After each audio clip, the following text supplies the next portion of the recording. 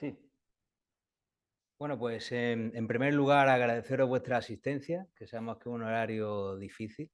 Agradecer a Fernando la invitación y bueno, y a mis compañeros por la buena sesión que ha sido introductoria para la mía. Mi charla pues va referida a la aplicación en farmacogenética de artritis reumatoide. Habéis visto la parte teórica y vamos a ver cómo podemos aplicarla en el día a día para obtener los mejores resultados de seguridad y eficiencia con nuestros pacientes con este diagnóstico.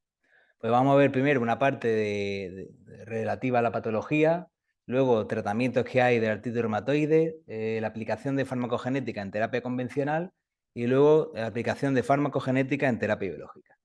Pues deciros que la artritis reumatoide es una enfermedad autoinmune, sistémica, que produce una progresión manifiesta en nuestro paciente y esto al final pues, va a producir un daño articular irreversible, un deterioro funcional, una disminución de la calidad de vida de nuestro paciente y al final pues, conlleva una mortalidad prematura y todo ello conlleva un sobrecoste económico en el ámbito social. En cuanto a la prevalencia, pues se estima que es del 0,24% a nivel mundial y en España en concreto la prevalencia del 0,5%. Con respecto a la fisiopatología, pues no se sabe bien por qué comienza este proceso a nivel de la membrana sinovial en el paciente con el diagnóstico de artritis reumatoide. Lo que sí se sabe es que las células dendríticas identifican un antígeno a partir del cual se lo exponen a los linfocitos T, que comienzan a diferenciarse de TH helper a los productores de interleuquina, van a activar a los linfocitos B, que pasan a ser células plasmáticas productoras de anticuerpos y dentro de esos anticuerpos se encuentra el factor reumatoide. Luego, a su vez, pues conlleva a la amplificación de células del sistema inmunitario que generan mediadores como interleuquinas, TNF-alfa, que va a estimular a condrocitos, osteoclastos, que produce la destrucción ósea y aparece la sintomatología de la enfermedad. Luego, ¿qué parámetros va a utilizar nuestro clínico para tanto el diagnóstico como evaluar la enfermedad, cómo va progresando y cómo va respondiendo nuestro paciente al tratamiento? Pues encontramos estas siglas NAD y el NAT, que es el número de articulaciones dolorosas y número de articulaciones tumefactas. El reumatólogo pues, va tocando las articulaciones, una serie determinada de nuestro paciente, y al contacto, pues el paciente manifiesta si tiene dolor o no, y también en ese contacto va viendo si está inflamada o no. Luego la EVA, que es la escala visual analógica, en una escala de 0 a 10, el paciente determina en qué punto se encuentra el dolor que está experimentando. Y luego en las siguientes revisiones, pues igualmente va manifestando cuál es el dolor que está experimentando. Y así se va estableciendo cómo se va controlando el dolor según esa escala. Y luego también hay una serie de parámetros bioquímicos como la PCR, la USG, el factor reumatoide y los anticuerpos cítricos citrulinidados. Con todo ello, pues bueno, nosotros podemos obtener un valor que en función de dos escuelas utilizan un índice diferente. Así está en el Colegio Americano de Reumatología, utilizan el ACR y a nivel europeo utilizan el DAS28. El DAS28 es una ecuación matemática compleja que, como veis, pues utiliza los parámetros anteriormente descritos. Con esto obtenemos un valor. El DAS28 da lugar a un valor y con ese valor podemos, uno, categorizar la patología y dos, ver cómo va evolucionando. Yo mido el DAS28 en mi primera consulta y a los 3 meses, cuando venga el paciente, se lo vuelvo a medir. Y así veo la diferencia de DAS28 el primer día y a los 3 meses. Y en función de esa variación, categorizo lo que es la respuesta al tratamiento.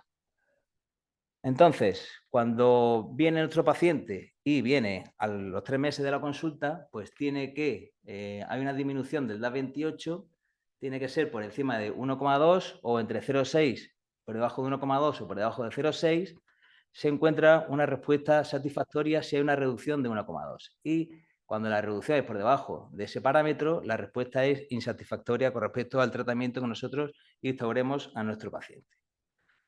Luego también, cuando el paciente viene a nuestra consulta, hemos dicho que es una patología que produce afectación articular irreversible. Conforme va progresando la enfermedad, afecta a lo que es la calidad de vida y al desarrollo de su actividad normal. Entonces, hay un cuestionario que es el HAQ, que se le administra a nuestro paciente y en función de esto podemos ver el impacto de la patología en nuestra calidad de vida. También, viendo cómo va evolucionando el parámetro del HAQ, también podemos ver cómo va evolucionando la patología y cómo va respondiendo a nuestro tratamiento. ¿Qué tratamientos tenemos para la artritis reumatoide? Pues fijaros, cuando el paciente debuta con esta patología, la primera opción de tratamiento son los fármacos modificadores de la enfermedad sistémicos, entre los que encontramos metotresato, leflunomida, sulfasalazina. De elección, el metotresato. Se asocia a corticoides y antiinflamatorios no esteroideos. Esta es la primera línea de tratamiento. Bien, una vez que se instaura, el paciente puede responder o no. ¿Que no responde? Pues lo habitual que es nuestro paciente, si no se obtiene el objetivo terapéutico, que es remisión clínica, que se define por un parámetro de edad 28 por debajo de 2,6. Entonces, si no responde, el paciente es candidato a otro segundo tratamiento sistémico y si con él no responde, ya el paciente es candidato a recibir terapia biológica, entre los cuales encontramos el grupo de los anti-TNF, tocilizumab, abatacept y rituximab, los cuales pues, se pueden asociar a los FAMES sistémicos, o bien del grupo de los JAK-inhibitores. Bien, hemos visto ya esa introducción a la patología, los tipos de tratamiento y vamos a ver la aplicación de la farmacogenética. Lo primero, para los tratamientos sistémicos. Hemos dicho que la primera línea pues puede ser metotresato, leflunomida, sulfasalazina y el de elección, el metotresato. El metotresato es un tratamiento súper antiguo, pero la verdad es que sigue vigente en muchas patologías, no solo artritis reumatoide, sino que también se utiliza en inflamatorio intestinal y en psoriasis. Bien, ¿qué es lo que pasa? Que cuando nosotros instauramos el metotresato, la verdad es que sigue siendo eficaz. Nosotros llegamos a controlar la patología, entra el paciente en remisión de esa artritis reumatoide, pero la mayoría de las veces se retira por toxicidad de este fármaco. Entonces nosotros podemos aplicar un test de farmacogenético de toxicidad. Podemos predecir qué paciente es más susceptible de desarrollar esa toxicidad. Y aquel paciente que sea muy susceptible, pues no instaurar el tratamiento con metotresato o bien no subir una dosis muy por encima que potenciemos esa toxicidad. La toxicidad de metotresato pues, puede producir toxicidad cutánea, también a nivel de la mucosa oral, y en situaciones más graves puede producir hepatotoxicidad o afectación renal. Pues bien, nosotros, a través de ese test farmacogenético, de ese pool de pacientes, vamos a identificar a aquel paciente que sea muy susceptible a desarrollar toxicidad por metotresato. Pues bien, en el proceso fisiológico normal, pues se sucede esta cascada enzimática en la cual, pues a partir del ácido fólico se sintetiza tetrahidrofolato por la tetrahidrofolato reductasa. Bien, esta tetrahidrofolato realmente es un cofactor de otra enzima que es la metilén tetrahidrofolato reductasa. O sea, ese cofactor que lo que hace es estimular a otra enzima para que funcione mejor. Vale, entonces se ha visto que hay un polimorfismo asociado a un único nucleótido del gen que codifica a la metilén tetrahidrofolato reductasa. De tal forma que hay una serie de pacientes que esta enzima funciona muy bien y hay otro grupo de pacientes que esta enzima funciona a medio gas. Entonces, esos pacientes que su enzima funciona a medio gas son muy dependientes de este cofactor, ¿no? O sea, si yo funciono medio mal, necesito el estimulante para que funcione muy bien esa enzima. Entonces, ¿qué es lo que sucede? Que el metotresato es un inhibidor de la dihidrofolato reductasa. Entonces, yo le incorporo el metotresato e impide la síntesis de ese cofactor. Entonces, si yo a ese paciente, que esa enzima ya funciona a medio gas, le añado el metotresato y le quito el cofactor, ya esa ruta metabólica no se produce o se produce muy poco. Y entonces, como consecuencia de ello, aparece la toxicidad por metotresato. Entonces, en el gen que codifica la enzima metiltetrahidrofolato reductasa se han visto 4 SNP, es decir, en una posición el cambio de una base por otra hace que esa enzima funcione mejor o peor. De estos 4 SNP, hay 2 de ellos que tienen una mayor evidencia científica. Y fijaros cómo en diferentes estudios, aquí está la N de pacientes, pues un estudio de 67, otro de 400, otro de 100 pacientes, o sea que ya una evidencia científica importante, pues se ha puesto de manifiesto que la presencia del alelo o del genotipo TT, todos estos pacientes son más susceptibles de desarrollar toxicidad. Es decir, que antes de iniciar metotresato, le determino qué base se encuentra en esta posición y si tiene T o TT, ese paciente es más susceptible de desarrollar toxicidad. Lo mismo sucede en el segundo SNP, en el que la presencia del alelo A o A, el genotipo AA, hace que ese paciente tenga más susceptibilidad de producir toxicidad por metotresato. Entonces, ¿qué es lo que vamos a hacer? Pues bueno, este es el estudio en el que nosotros hemos participado. Es cierto que también pusimos de manifiesto pues, otra serie de SNP que están relacionados con la toxicidad de metotresato, pero está bien que, aunque se replique el mismo estudio, incorporar más evidencia. Igualmente nosotros sacamos las mismas conclusiones de los otros estudios, en el que la presencia del alelo TT o del genotipo A o el alelo A, pues también favorece la aparición de toxicidad por metotrexato. Entonces, ¿qué va a pasar en nuestra consulta? Oye, paciente que debuta con artritis reumatoide, el reumatólogo, antes de ponerle metotrexato, pues nos manda a nosotros la muestra y le hacemos esos 2 SNP. Entonces, si tiene un SNP, un perfil genético desfavorable, es decir, que es más susceptible de desarrollar toxicidad, pues le vamos a decir al reumatólogo, oye, este tiene el perfil desfavorable. ¿Qué es lo que va a hacer el reumatólogo? Empieza con una dosis de 7,5, 10 miligramos y semanalmente se va subiendo a la dosis. Entonces, si el paciente es del perfil desfavorable, pues subirá de 10 miligramos a 15 miligramos y a partir de ahí no va a subir más dosis porque ese paciente es muy susceptible de desarrollar toxicidad por metotrexato. Entonces, si no responde en 15 miligramos, no sube más el reumatólogo. Ahora, si tiene el perfil favorable, el reumatólogo va a poder subir dosis e inicia con 10 miligramos, 15, 20, hasta llegar a 30 o 40 miligramos con metotrexato. Entonces, es aquí donde nosotros tenemos esa aplicación de la farmacogenética. Predecimos la toxicidad y el reumatólogo aumenta o no aumenta tanto la dosis en función del perfil genético. Bien, hemos visto pues, la aplicación de farmacogenética en los FAMES sintéticos, donde está el metotrexato, y vamos a ver la aplicación en terapia biológica. Pues bien, una vez que el paciente no responde a los FAMES sintéticos, hemos visto leflunomida, metotrexato, sulfasalacina, pues ya es candidato a terapia biológica. Y dentro del artritis reumatoide, ¿qué tratamiento encontramos? Pues fijaros, está rituximab, infliximab, etanercept, adalimumab, abatacept y tocilizumab. Del grupo de los anti-TNF, anti-CD20, análogo de CTLA4 y anti-interleuquina 6.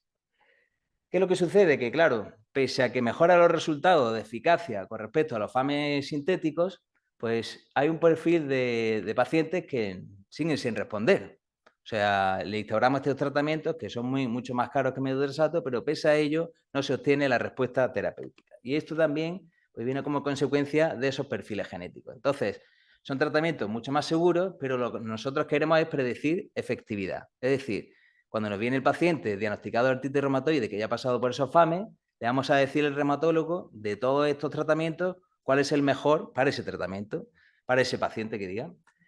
¿Qué posibilidad tiene de un mayor éxito cuando seleccionamos un tratamiento u otro? Y para ello utilizamos test farmacogenéticos de eficacia. Bien, todos ellos que son anticuerpos monoclonales y tienen en común que son análogos estructurales de la IgG1. Entonces, si os acordáis de inmunología, una asignatura dura, que yo también la experimenté en su año, pero aquí os pongo un refresco, ¿no? El anticuerpo monoclonal tiene una parte constante y una parte hipervariable. Y la hipervariable es por la que se une al antígeno, en el caso de ser un anticuerpo. Y en el caso de ser un fármaco, la hipervariable se une con la diana farmacológica, que es lo que queremos bloquear, y es por ahí por donde se une. Y luego, una vez que se ha unido, o bien al patógeno o bien a la diana, en la parte constante se une al receptor de superficie de células efectoras del sistema inmunitario, como por ejemplo la natural killer. Entonces, una vez que se une al patógeno, la parte constante se une al FCGR y desencadena una respuesta inmunitaria para eliminar el patógeno, o bien para eliminar la diana terapéutica que hemos diseñado para lo que hemos diseñado nuestro fármaco. Entonces, ¿qué es lo que se ha visto? Pues que existen diferentes familias del receptor de superficie de la célula efectora del sistema inmunitario. Está el 2A, el 3 y el 1. Y se ha observado que existe un polimorfismo genético del gen que codifica este receptor de superficie. Y aquí, pues, continuando la charla de Almudena, en función del nucleótido que no encontremos, fijaros, en esta posición podemos encontrar pacientes que expresen timina o citosina. En función de ese nucleótido que exprese, pues luego va a codificar histidina o arginina y va a hacer que ese receptor de superficie se una más fuerte o menos fuerte a su ligando. Si se une más fuerte, al final hay más respuesta inmunitaria y más se elimina ese patógeno o más se elimina la diana farmacoterapéutica con la que se une el anticuerpo monoclonal. Este sería para el gen que codifica el receptor FCGR2A. Y luego para el 3A lo mismo sucede, el gen que codifica este receptor, en función de lo que se codifique en la posición 158, si es guanina, expresa el aminoácido valina y se une más fuertemente con su ligando, y en el caso de la presencia de timina, expresa fenilalanina y se une menor a su ligando, y por lo tanto hay menor respuesta del sistema inmunitario. Entonces, de los fármacos de terapia biológica que se utilizan en AR, el que se une al CD20 y su objetivo terapéutico es eliminar el linfocito B es rituximab. Entonces, en el caso de rituximab, fijaros, ¿cuál es su mecanismo de acción? Este es el linfocito B, expresa en superficie el receptor CD20 y el rituximab se une al CD20. Cuando se une a esta molécula, se une por la parte constante a la FCGR del natural killer y lo que hace es eliminar el linfocito B. Entonces, cuanto más fuerte se una, más elimina linfocitos B y por lo tanto más respuesta hay del rituximab. Entonces, pues claro, nosotros que hemos hecho este estudio, se había puesto de manifiesto en linfoma, donde hay una hiperproliferación de linfocitos B y el objetivo terapéutico es eliminar el linfocito porque hay muchos. Entonces se vio que había esa influencia, según el polimorfismo del receptor FCGR2A o 3A, para el caso de rituximab y la respuesta en linfocitos, en linfoma B. Entonces nosotros lo que hicimos es el mismo estudio trasladado a artritis reumatoide, porque el rituximab tiene la indicación tanto para linfomas como para artritis reumatoide. Igualmente, pues llegamos a la conclusión de que aquellos pacientes en el que tiene el perfil que se une con más fuerza, el rituximab va mejor.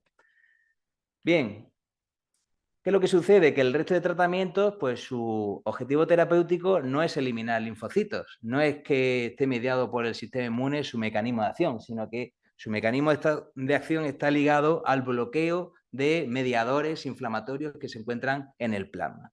Entonces se ha visto que sucede todo lo contrario. Cuando el paciente tiene el perfil que se une fuertemente, el receptor, ¿qué es lo que hace?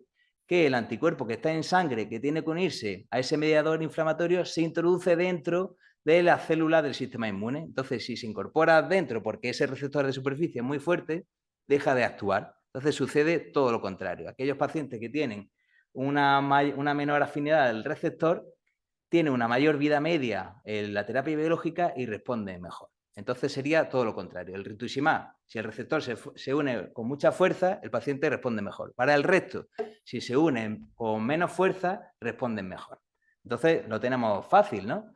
Pues en nuestro caso, tenemos nuestro pool de pacientes que ya son candidatos a terapia biológica y yo le determino ese genotipo del FCGR. ¿Que se une fuertemente? Pues pacientes candidatos al rituximab. Que se une, aquí hay un error, aquí sería baja afinidad.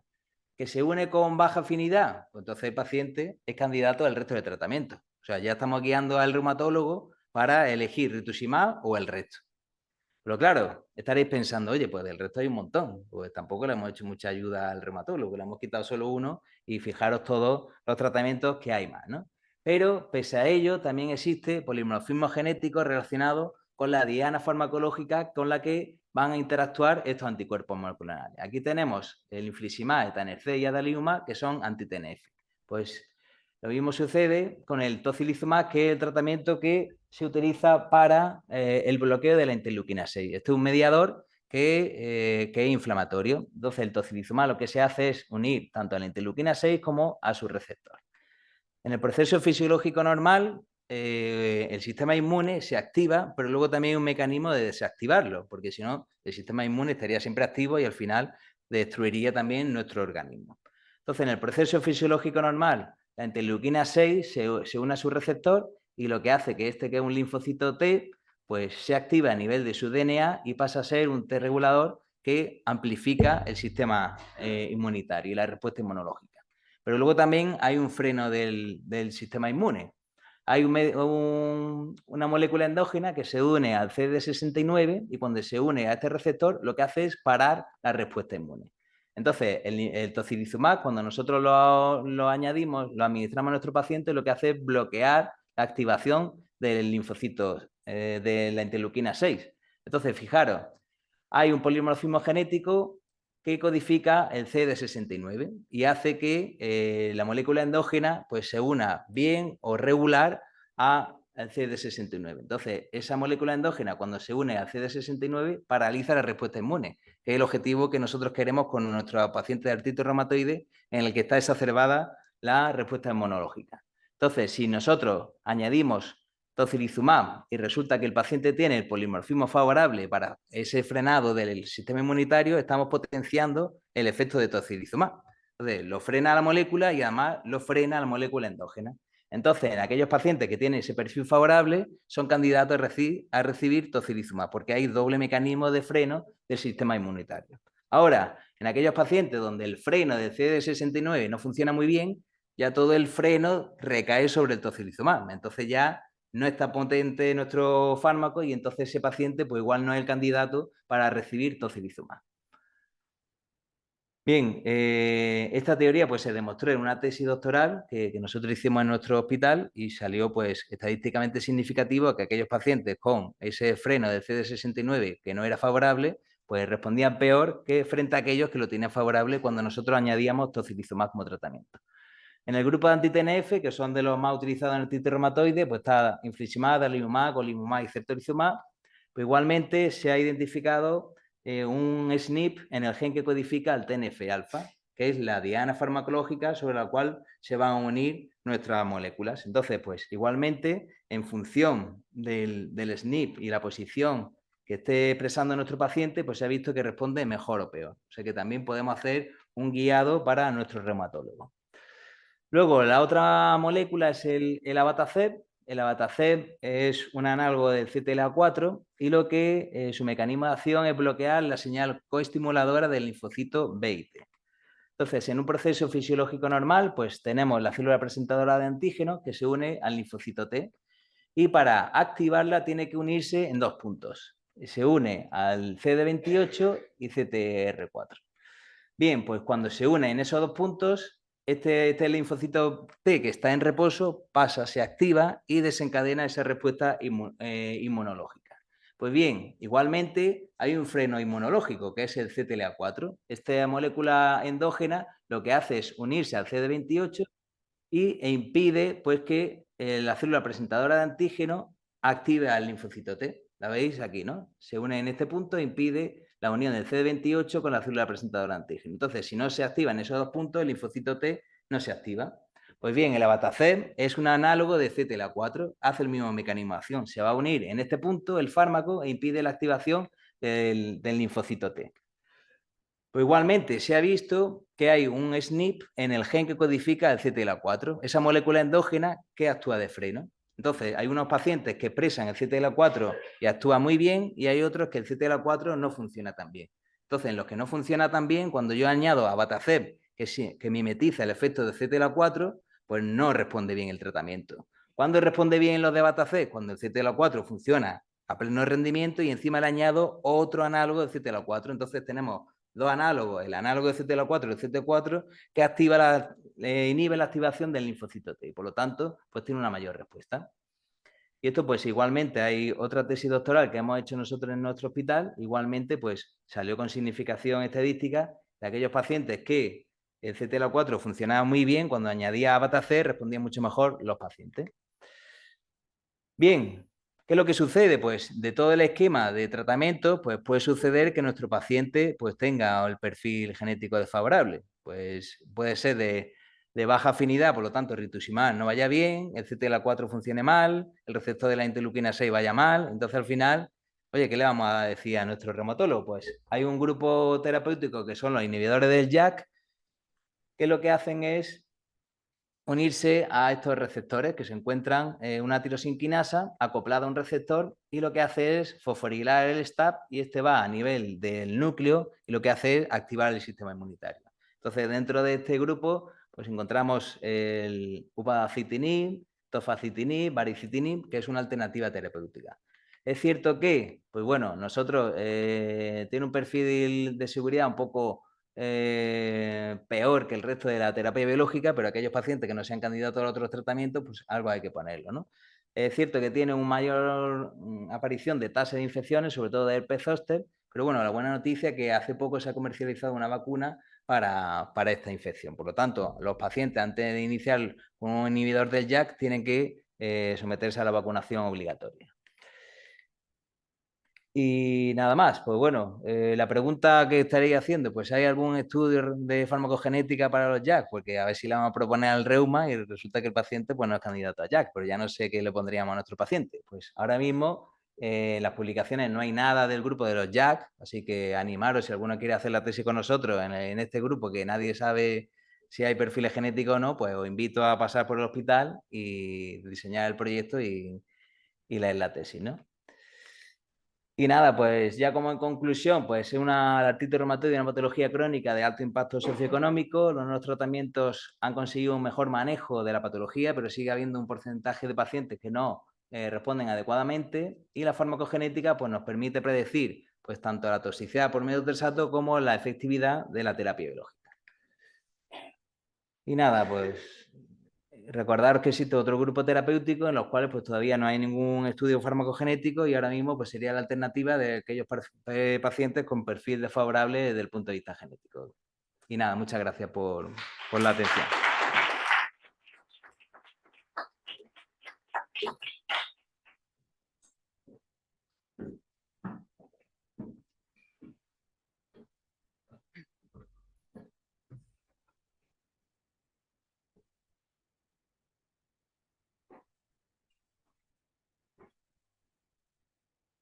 Uy, se desconfiguró.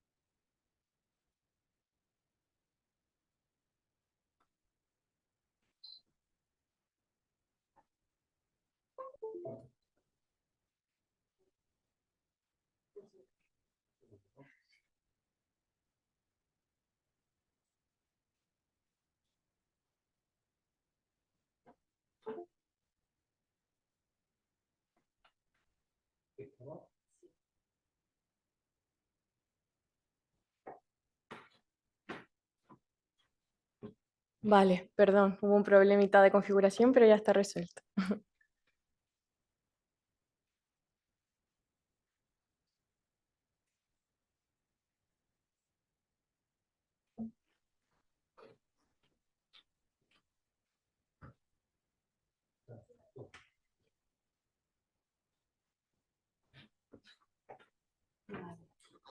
Pues muchas gracias a todos por venir y muchas gracias por la invitación. Yo soy Yasmin Cura, soy miembro de la Unidad de Farmacogenética del Hospital Virgen de las Nieves y recientemente he realizado mi tesis doctoral en farmacogenética en oncología. Y ahora les comentaré un poquillo, pero también les comentaré cómo se desarrolla la farmacogenética en oncología en el Virgen de las Nieves.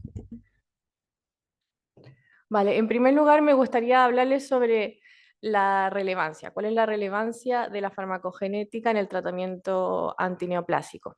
Y para eso es fundamental conocer las variables que hacen que lo sea. En primer lugar, existe una necesidad imperante de que estos tratamientos sean efectivos, porque de eso se traduce la sobrevida del paciente. A su vez, como comentaron mis compañeros, en la terapia antineoplásica también hay registrada una importante variabilidad interindividual y de hecho las tasas de eficacia no superan el 30%, o sea, son bajísimas. A su vez, suelen ser fármacos en ocasiones que tienen estrechos márgenes terapéuticos y que están asociados a un importante nivel de toxicidad. Y por último, como comentó mi compañero, pues también suponen un importante coste al sistema de salud. Al ingresar pacientes producto de reacciones adversas o de eventos de toxicidad a los fármacos antineoplásicos o producto de coste al utilizar fármacos que resultan inefectivos.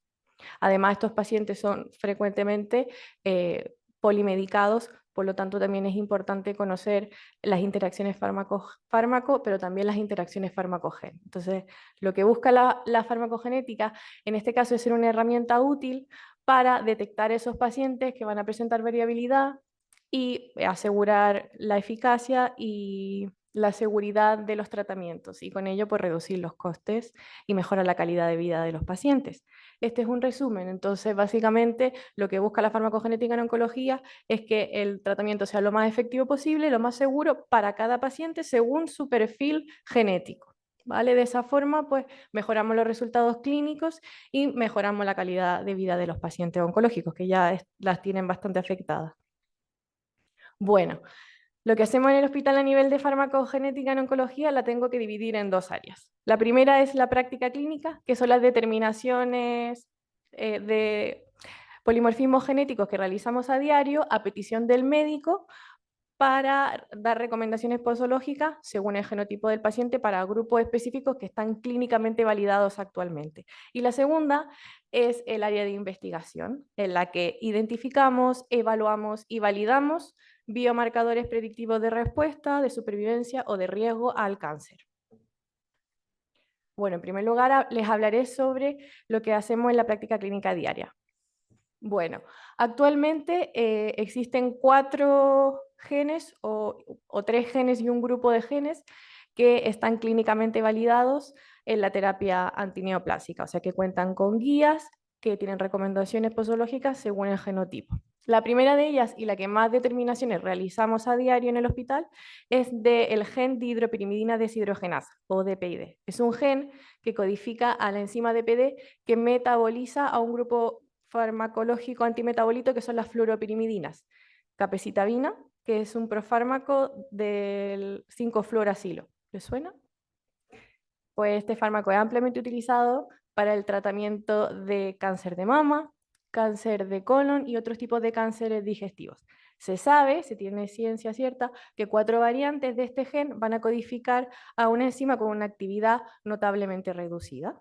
Y como es una enzima que está encargada del catabolismo del 5-fluoracilo, lo que hace es metabolizarlo a metabolitos inactivos que son fácilmente eliminados por la orina. Si el paciente tiene disminuida esa actividad, lo que hace es acumular tóxico y por ende tiene un riesgo mucho más incrementado de presentar toxicidad, que se ve reflejada principalmente por toxicidad hematológica, diarreas y síndrome de manos y pies. Por otro lado, tenemos la determinación de dos genes, el NUT15 y TMPT, en el caso del grupo de fármacos de las mercaptopurinas, acetoprina y tioguaninas, que son utilizadas para el tratamiento de cánceres de la sangre, principalmente leucemias y linfomas en niños. ¿Vale? Y pues se ha visto que estas enzimas son importantes también en el metabolismo de estos fármacos y que variantes que codifican a enzimas de actividad disminuida también van a provocar una acumulación del fármaco y por ende un mayor riesgo de toxicidad, en este caso una mielosupresión grave. Y también tenemos el gen UGT1A1 que codifica a la glucuronosiltransferasa, que es la encargada, en este caso, de glucuronizar al metabolito activo de irinotecan y con eso favorece su excreción por vía biliar. Sucede lo mismo que en los casos anteriores. Hay variantes que codifican para enzimas con actividad disminuida y por ende el fármaco activo se acumula y lo que se observa en estos casos es un mayor riesgo de neutropenias severas en estos pacientes. Y por último está el tamoxifeno con el CYP2D6. El tamoxifeno es un fármaco ampliamente utilizado en el tratamiento del cáncer de mama con receptor hormonal positivo y la enzima CYP2D6 es la encargada de bioactivar al tamoxifeno. El tamoxifeno es un profármaco y es el endoxifeno el metabolito activo. Como CYP2D6 está encargada de esa bioactivación, va a depender qué tipo de variaciones genéticas en las que está ocurriendo. En el caso del CYP2D6 no solo se han descrito variantes con actividad disminuida, sino que se han descrito multiplicaciones en el número de copias de variantes normales y por ende incremento de la actividad. Y pueden suceder dos cosas. Si la enzima está con una actividad incrementada, vamos a tener una mayor concentración de endoxifeno y por ende el paciente tiene riesgo a presentar toxicidad asociada. Pero si tiene variantes de actividad disminuida, finalmente vamos a tener una concentración de endoxifeno muy baja y las pacientes en este caso tienen un riesgo elevado de recurrencia de cáncer. O sea, esta es la única de las 4 determinaciones que realizamos que predice tanto toxicidad como efectividad del tratamiento antineoplásico.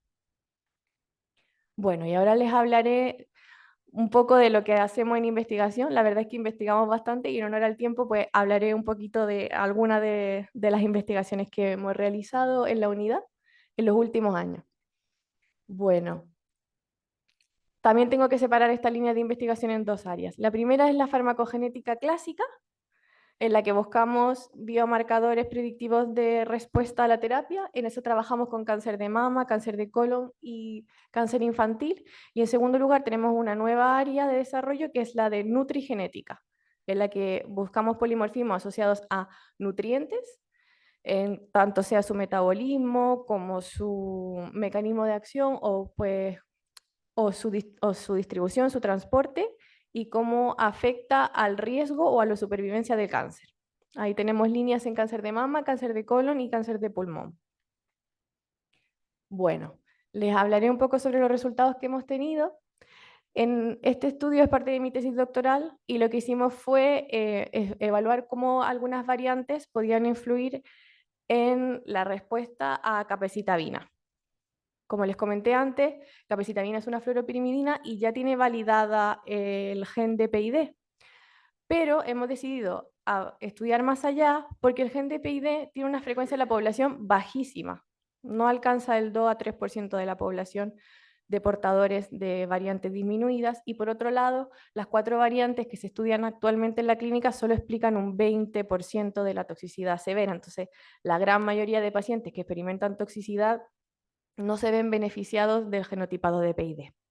Entonces, hemos buscado otras proteínas involucradas y nos ha llamado muchísimo la atención que como la capecitabina es un profármaco, necesita de bioactivación y pasa por una cadena de reacciones de enzimas que la van a transformar en 5-fluoracilo, que es el fármaco activo finalmente.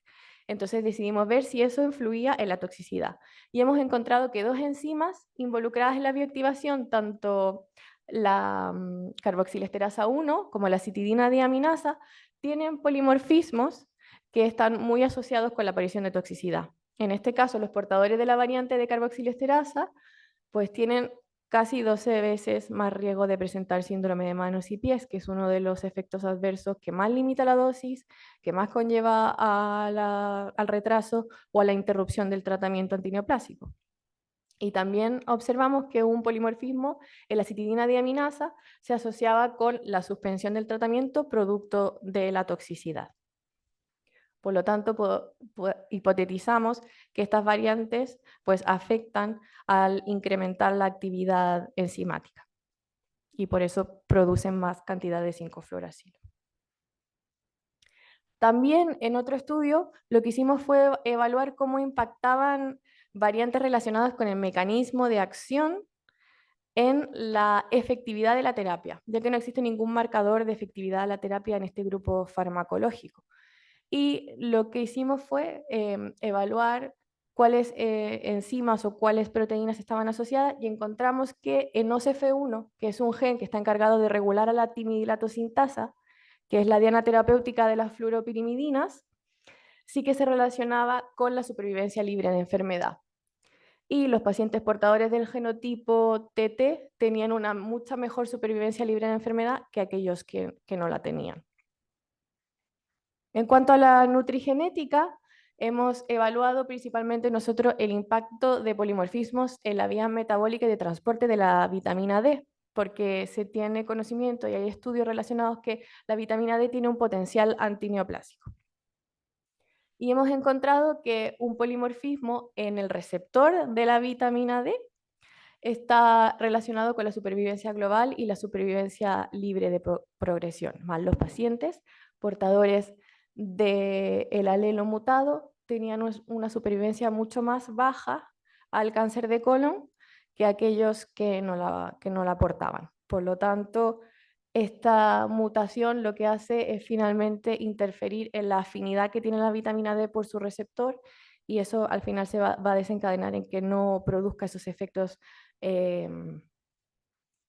proapoptóticos y de mediador de genes, de protoncogenes que tiene la vitamina D. También se hizo otro estudio en relación a la vitamina D, pero en este caso al riesgo de padecer cáncer de pulmón. Y pues aquí se encontró también que un polimorfismo en este mismo gen estaba asociado con el riesgo de desarrollar cáncer. Es más, los portadores de la variante tenían un menor riesgo de padecer cáncer que aquellos que no. Y por último, también se evaluó cómo los polimorfismos en la vitamina D influían en la supervivencia al cáncer de pulmón. Y también se observó que un polimorfismo en el gen CYP27B1, que codifica para la enzima que convierte el calcidiol en calcitriol, que es el metabolito más activo de la vitamina D, sí que influía en la supervivencia global y en la supervivencia libre de progresión de los pacientes. Y bueno, como perspectivas futuras, a nivel de la clínica, estamos esperando que surjan nuevas incorporaciones, tanto de nuevas variantes como de nuevas relaciones farmacogen, porque la farmacogenética está en un constante flujo de estudio y de incorporación y todos los años aparecen nuevas variantes, nuevas asociaciones farmacogen. Es más, en la DPID ya sabemos que las 4 variantes están obsoletas, así que estamos esperando que se incorporen aproximadamente unas 12 variantes más que tienen el mismo nivel de evidencia que las 4 que están en la guía clínica y también pues se van a incorporar otros fármacos antineoplásicos como lapatinib o gefitinib con sus respectivos genes y que están en fase de desarrollo de guías clínicas. Y en el campo de la investigación tenemos muchísimas ganas de seguir investigando. Y dentro de las áreas que nos interesaría pues, enfocarnos más, estamos desarrollando proyectos en el impacto de genes de reparación en el ADN y cómo estos influyen en el riesgo de padecer diferentes tipos de cánceres. Y también lo que queremos hacer con fármacos a los que se le miden los niveles es combinar la farmacogenética con la farmacocinética y de esa forma observar al mismo tiempo cómo impacta el genotipo y al fenotipo resultante. Muchas gracias.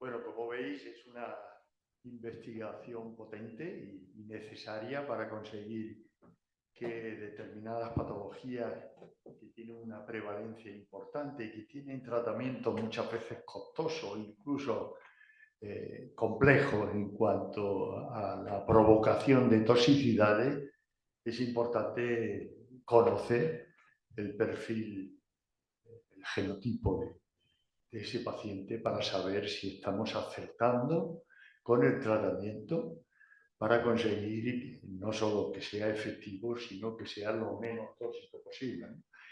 Y por otra parte hay también un componente económico que hay que cuidar, porque generalmente este tipo de tratamientos son bastante costosos, ¿no? Así que podéis descubrir la importancia de la farmacogenética, de esta línea de investigación y de esta unidad donde tenemos tres representantes que la viven, que la trabajan día a día, que es un lujo tener este servicio en Granada y muy cercano a esta facultad. Así que, sin más, abrimos un turno de preguntas si tenéis alguna inquietud o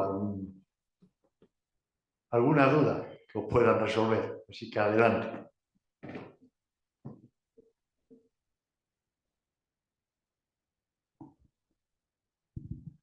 Bueno, pues muchas gracias para empezar. Y tenía una dudilla. ¿A través de qué especialidad se accede a este servicio?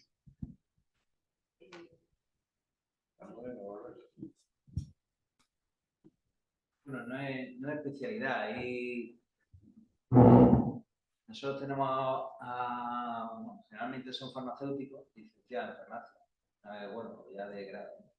Han terminado la carrera y entonces pues se puede incorporar a la unidad de investigación si su objetivo es realizar tesis doctoral o bien hacer algún tipo de publicación y tener experiencia en el laboratorio. O sea que no es como una residencia o haya que pasar el FIR para incorporarse en la unidad.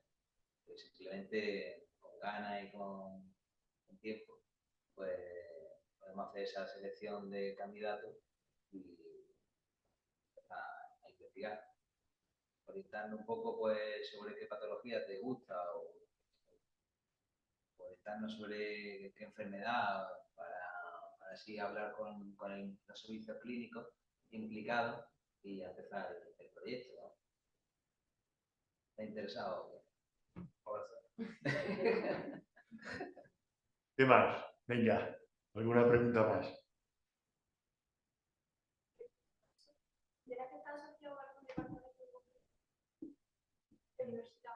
No. Nosotros tenemos un grupo de investigación que es del IBS, pero bueno, una vez que ya te formaliza tu trabajo con nosotros, lo te incorporamos al grupo del IBS y ya figura como tal, ¿no? Y un proceso burocrático simple. O sea, tampoco haría falta nada especial. Otra cosa es que, claro, aquellos que a lo mejor tienen un proyecto de investigación a largo plazo, pues está claro que todo pues, necesita un sustento económico. Entonces, pues, hay un proceso también a lo mejor de buscar financiación y a través de la fundación del hospital hay posibilidad de vincularte a través de un contrato de investigación. Pero claro, eso ya es un proceso competitivo, o sea, que es una publicación, una convocatoria pública y se puede presentar más gente. En el caso de que necesite, bueno, que trabaja de forma remunerada. Pero si tiene de forma, tú puedes compaginar a lo mejor un trabajo en oficina de farmacia y quieres hacer también la tesis, pues también estamos abiertos a que la remuneración venga por el trabajo de oficina de farmacia y tú en tu rato libre o tarde puedas hacer la remuneración. O sea que tenemos ese abanico de posibilidades. Ya llevamos. Más cosas. A mí se me ocurre una pregunta. ¿Es posible en un futuro no muy lejano que se pueda hacer con estos fármacos que ya hay evidencia, un barrido poblacional y que esté en su historia clínica? Claro, ese es el futuro. El futuro es, anticipado, anticipado. Por eso. Sí, anticipado. De que tú como paciente llegues. Sí. ¿Eh? Incluso ahora mismo pues, se podría ya plantear en poblaciones de pacientes que sabes que van a estar tratados durante tiempo. Por ejemplo, hablábamos esta mañana de pacientes trasplantados, que sabes que va a recibir un trasplante y va a recibir una medicación de antibióticos, va a necesitar quimioterapia, luego pues también todo el tema de dolor. Entonces, si ya previamente tienes todo genotipado, por ejemplo, de metabolizador del C450, pues ya hay, luego es solamente ir aplicando, según qué fármaco se le pone al paciente, pues ya vas ajustando la medicación y te adelantas, porque si previamente sabes que es metabolizador lento en algunos de esas enzimas, pues ya evitas esa toxicidad y ya empiezas con el tratamiento más ajustado. No como nos llegan muchos pacientes que cuando nos llegan ya a la unidad es porque han tenido reacciones adversas a diversos fármacos y ya no saben, no encuentran la causa. Entonces, ahora hemos tenido hace muy poquito un caso con el metamizol. Es un paciente que está ingresado en la UCI por una necrosis epidérmica muy grave y están sospechando de que sea debido al nolotil. Y le hemos hecho todo el perfil genético, hemos estudiado primero bien todas las vías metabólicas del metamizol y todos los genes que pueden estar implicados, tanto en metabolismo transporte, como hemos explicado antes, y nos queda ya poquito, hemos hecho una parte del perfil y sí han salido resultados positivos de que puede ser debido al metamizol. Entonces, claro, nos planteamos, podríamos haber evitado, si previamente esto fue también porque el dermatólogo se dio cuenta que su hermano había tenido también algo. Nos podemos adelantar antes de poner un tratamiento. Hay fármacos que ya sí que hay evidencia de una codeína, pues no se debería de poner sin tener el FIDOS de 6. O el tamoxifeno que comentaba, por ejemplo, Yasmín. Estar 5 años con un tratamiento oncológico que a lo mejor no está siendo efectivo, hasta que hay una recaída y se plantea un cambio de tratamiento, pues nos podemos adelantar a eso. Entonces, es para que veáis un poco la utilidad que puede llegar a tener la farmacogenética y que está en vuestras manos porque es el futuro. No sé si habéis llegado a ver la potencia de la herramienta, es decir, que muchas veces los tratamientos están estandarizados.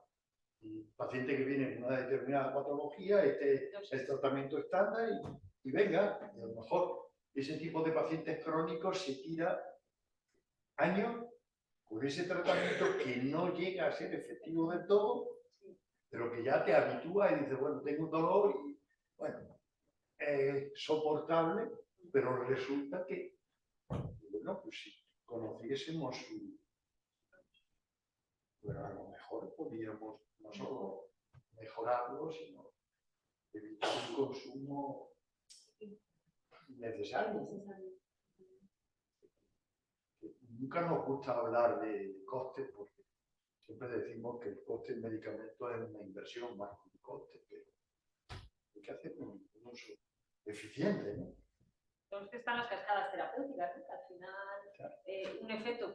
un fármaco produce un efecto y entonces se trata ese efecto secundario y así en cadenas y nosotros ahora mismo no hay un paciente ingresado que no tenga más de 20 o 25 líneas de tratamiento. Está ahora ya también implicada en esa parte y dices, 25 medicamentos necesita, no tiene horas en el día para tomarse. Claro. Entonces, bueno, también tenemos que, como especialistas del medicamento que somos, pues tenemos que trabajar en ello para que es optimizar esas terapias y que también el coste, claro, como dice Fernando, es importante también, porque al final y no que, es que no hay que tratar todo también, es verdad que al final hay que tratar, pero de forma eficaz y sin toxicidad. Yo pienso, por eso te decía lo del barrido, bueno, pues ya sabemos la población que hay de pacientes con hambre, que hay de pacientes con artritis, que hay con diabetes. Yo creo que hoy en día ya este tipo de analíticas no son tan costosas, porque antes sí, pero ahora, yo no sé con quién hablaba hace poco, pero en determinado análisis sí estaba en los 5 o 10 euros. Esto no es coste, en absoluto, para hacer un barrido poblacional y decir, oye, ¿qué puede haber de pacientes con X? Sí, hace 10 años sí que eran 800 euros. Claro, podía llegar a ser sí, pero hoy en día, claro, yo haría barrido. Es que no pensamos más allá de decir, oye, a veces decimos esto es lo que hay, venga, no, oye, vamos a hacer un uso eficiente de recursos, ¿no? Lo importante luego es la interpretación de esta información. Entonces, cuanto más formado esté todo el personal implicado en el ajuste de los tratamientos, pues también no solo mostrar el polimorfismo, que ya veis que luego hay que ver en conjunto al paciente, interacciones, hay que ver otras situaciones, porque a veces interacciones entre fármacos también te revierte el efecto del fenotipo.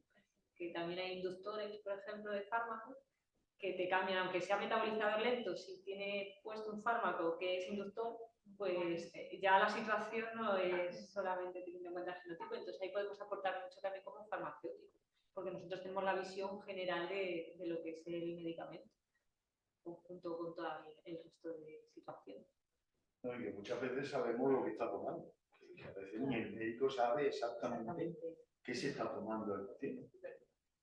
No solamente con medicamentos de prescripción, sino de no prescripción. Sí, que está tomando en su casa y que tiene ahí un botiquín y que él mismo se automedica. Por tanto, ese conocimiento solo lo tiene el farmacéutico. Muchas veces no lo tiene el médico. ¿Alguna cosita más?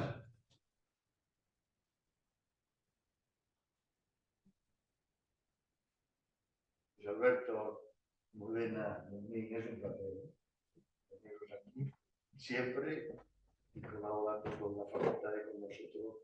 Así que muchísimas gracias.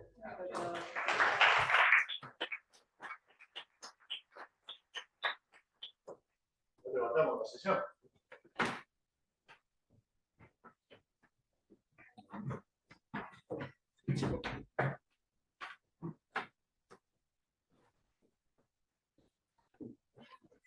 Bueno, quedamos.